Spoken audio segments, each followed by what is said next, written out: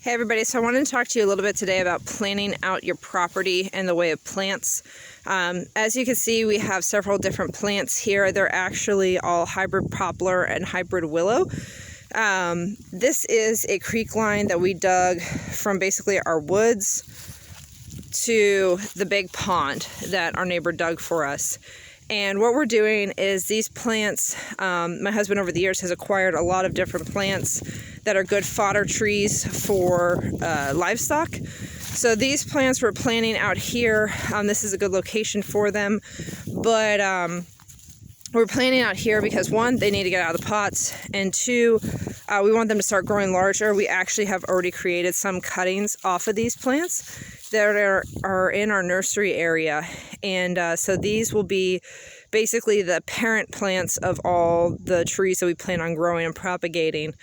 But we have these four set up over here, and the reason we have take a walk over to the rest of them over here. The reason we have these is because we want to be able to feed our rabbits. We can feed our rabbits strictly off of some of these trees that we've planted just by cutting leaves off of them. And so we want to be able to have that option. So should things happen with like food supply or food chain supply for pets and things like that, we still have options. Also, cutting branches off these trees are good for our sheep. It's good fodder for the livestock as well. So this is why we have all these. Up here, also some of them aren't necessarily strictly for livestock. Some of them are for us as well.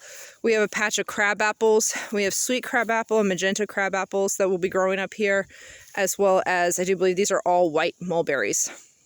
So we have the mulberries here and the crab apples up here. This is going to be kind of like the beginnings of our, I guess, like fruit patch.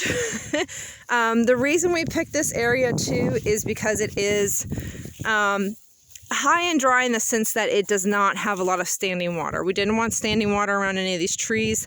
The hybrid poplar and hybrid willow are better for being near water, so we wanted these up on a higher location. But they still get good runoff from the back hill down to the pond. Also, something right now with us living basically off grid, we don't have any water on the property, like any running water.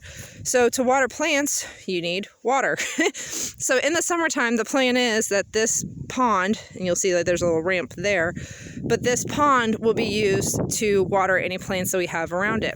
Over here, you see actually a weeping willow. This I'm actually very excited about. I love weeping willows. But this is a weeping willow, and obviously we have it planted right next to the water because weeping willows do obviously very good next to water. So we have those, and the weeping willow is actually for fodder for the sheep and for eventually the rabbits and things like that. Obviously the plants have to get a lot bigger, but that's what they're being used for now.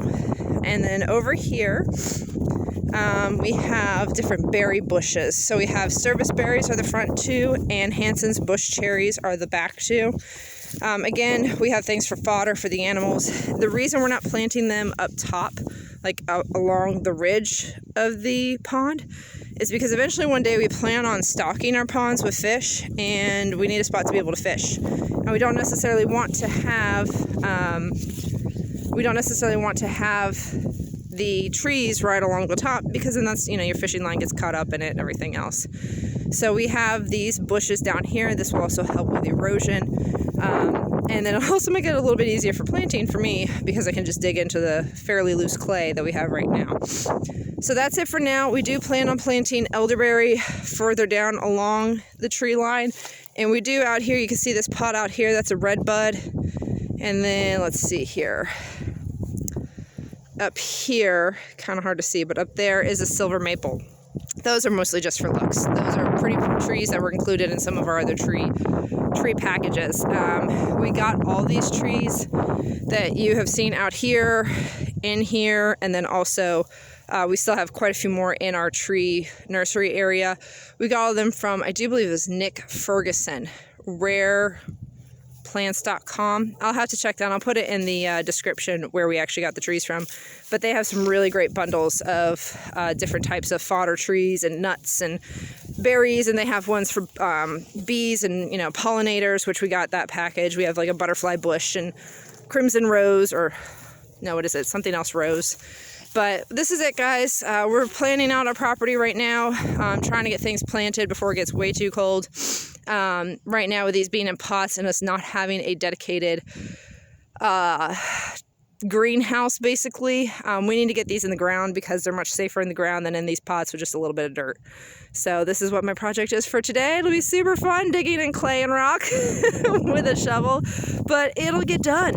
And I'm excited to see these trees grow and then obviously create clippings off of them and watching them grow as well and planting out the property more. And then eventually this is something that my husband and I, we do want to actually sell clippings, and so that other farmers and homesteaders can have fodder trees on the property.